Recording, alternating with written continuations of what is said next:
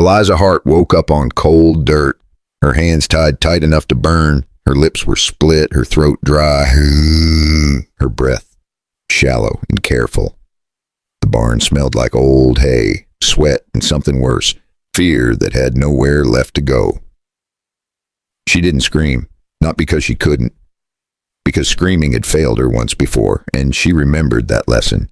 Light slipped through broken boards, thin and weak, like it didn't want to stay.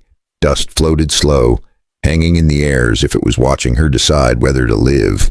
Her ankles were bound, her wrists were numb. Time didn't make sense anymore. The barn wasn't loud, it wasn't violent, it was calm, patient, certain. That was the worst part. This wasn't something done in anger. It was done carefully, like a decision already made. Someone had brought her here on purpose. Someone believed this was where she would quietly stop being a problem. Out here, people didn't disappear because no one cared. They disappeared because someone decided they should. And the man who left her on that dirt believed one thing with absolute confidence: no one was coming. But if he was wrong about that, then everything that followed was about to cost him far more than he ever planned to pay. Thomas Hale rode in under a sky that looked burned thin and unforgiving. He had bought the place cheap, 42 acres of dry land, a leaning house, and a barn that still refused to fall down. He didn't come looking for a future. He came looking for quiet. The war had taught him that silence could be louder than gunfire. After he buried his wife, silence was the only thing that didn't ask questions. No town, no neighbors, just wind, dust, and work that kept his hands busy. When his horse slowed near the barn, Thomas noticed it right away. Animals always do. The ears went back. The breath changed. The kind of warning men usually learn too late. He swung down and walked toward the doors, his hand near his knife. Not from fear, from habit. The barn doors opened with a low groan, like something breathing out. The smell reached him first. Old rope, sweat, fear that hadn't moved in a long time. He saw the shape in the corner and stopped. Not rushing, not praying. At first it looked like rags. Then he saw a bare foot. Thomas had seen men left behind before. He knew what that meant. And he understood something else just as clearly. Whoever did this believed the land itself would finish the job for them. Thomas didn't carry her into the house. Not yet. He laid Eliza Hart on a cot under open sky, where the wind could move, and where shadows couldn't trap her.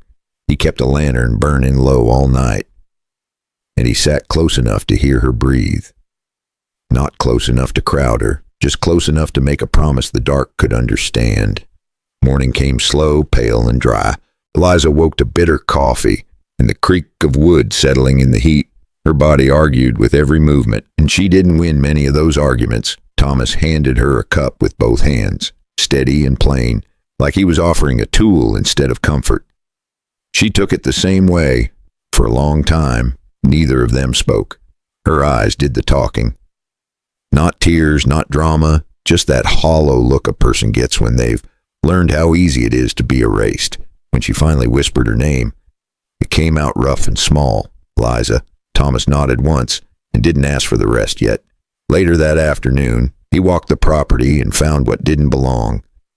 2 sets of boot tracks near the dry creek, heavy prints that hadn't been there yesterday, cigarette butts ground into the dirt, fresh enough to stink, a broken twig on the fence line, snapped low by a man who didn't bother being careful. This wasn't a traveler. This wasn't an accident. Now, that barn had been chosen. What the rancher did to her in that barn wasn't meant to make noise. It was meant to erase her. And whoever left her there had expected the quiet to do the rest. And the man who did it was still close enough to hear his own boots in the dirt. If you're still here with me, go ahead and subscribe. It helps these old Western stories find the right folks and settle in. Maybe sip some tea or coffee while you listen, then tell me something simple. What time is it where you are right now? And where are you listening from? Eliza didn't heal the way people expect. She didn't cry through long speeches or ask why it happened. She woke up sore, quiet, and careful with her breath. Thomas didn't hover. He didn't tell her to rest every 5 minutes or look at her like glass. He treated her like someone who was still here and expected to stay that way. The first day she stood, her legs shook hard enough to argue. She took 3 steps, then 4, and stopped before the pain won. Thomas nodded once, like she'd done exactly what needed doing. The first weeks weren't heroic. Some days, she didn't stand at all.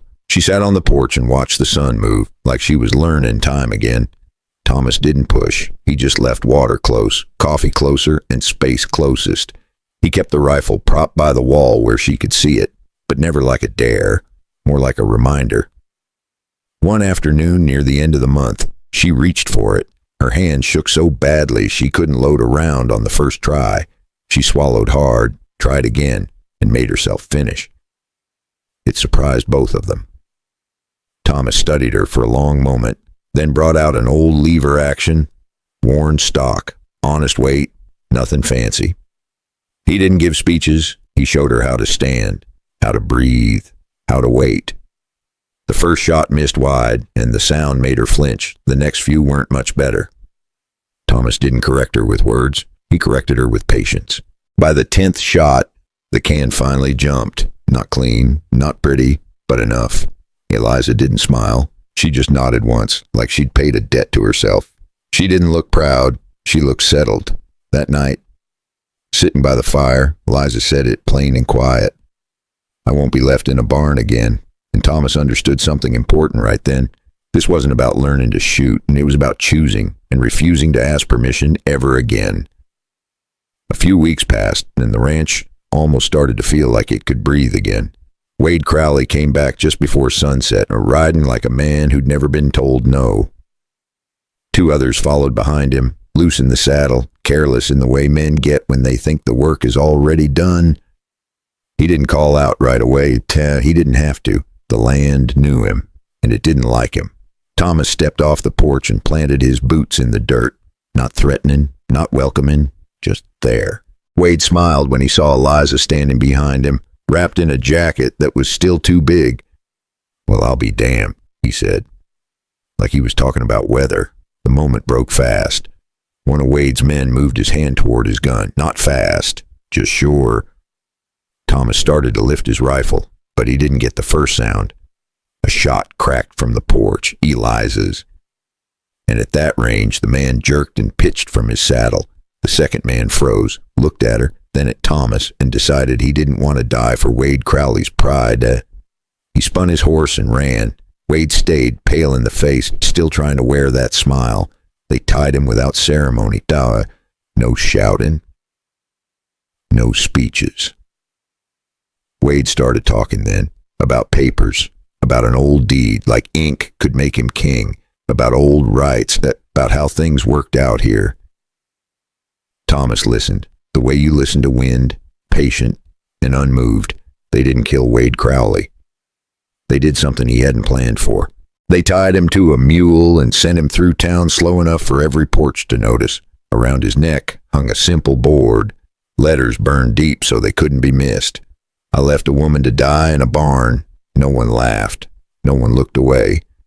Out here, justice didn't always come with a badge. Sometimes it just made sure the truth couldn't hide anymore. The ranch went quiet again after Wade Crowley disappeared down the road. Not the empty kind of quiet, the watchful kind. 2 days later, Thomas found the note nailed to the gate, old paper. Letters pressed deep, like the writer wanted the paper to remember. Just 4 words, written steady by a man who wasn't in a hurry. I remember Red Bluff. Thomas didn't read it twice. He didn't need to. Some names don't fade, no matter how far you ride from them. That night, he didn't light the porch lamp. Eliza noticed. She noticed everything now. When she asked, Thomas didn't lie. He just didn't tell it all at once. Red Bluff had been a town that burned fast and was forgotten even faster. A robbery that went wrong. Shots fired. Fire spread. Someone innocent didn't make it out. Thomas hadn't pulled the trigger that day, but he hadn't stepped in either. The man who wrote the note was named Boone. He'd led a crew back then. Men who believed the world owed them something, and that taking it proved the point. Boone didn't come with threats.